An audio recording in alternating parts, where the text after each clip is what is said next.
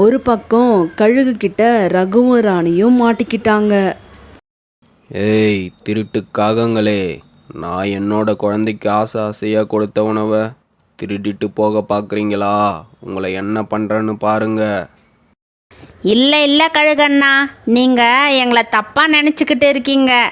நாங்கள் எந்த உணவையும் திருட வரலை. எவ்வளோ அழகாக இருக்கே இந்த சின்ன கழுகு, அதை ரசிச்சுட்டு போக தான் நாங்கள் இங்கே பக்கத்தில் வந்தோம்.